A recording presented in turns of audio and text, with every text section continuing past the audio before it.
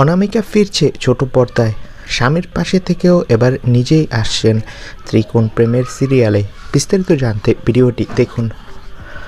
বাংলা টেলিভিশনের দর্শক আজও তাকে হিয়া নামে চেনে। জি বাংলার জনপ্রিয় ধারাবাহিকে তিনি অভিনয় করেছিল সর্বশেষ। আর স্টার জলসার এখানে আকাশ নীল থেকে যাত্রা শুরু হয়েছিল অভিনেত্রী অনামিকা চক্রবর্তীর। অনেকদিন ধরে ছোট পর্দা থেকে দূরে ছিলেন তিনি। এই সময়টায় সংসার আর স্বামীর পাশে থেকেছেন। স্বামী উদয় প্রতাপ সিং যখন পরিণীতা ধারাবাহিকে রায়ানের চরিত্রে অভিনয় করছেন, অনামিকা থেকেছেন পর্দার পেছনে সমর্থন আর ভালোবাসা দিয়ে।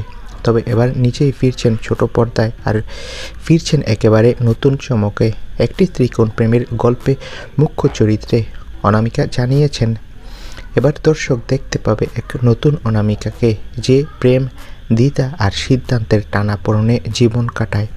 আর ফিরে আসা মানেই ছোট পর্দায় নতুন এক জ্বর। তো বন্ধুরা, ত্রিকোণ প্রেমের গল্প নিয়ে ফিরছে অনামিকা চক্রবর্তী।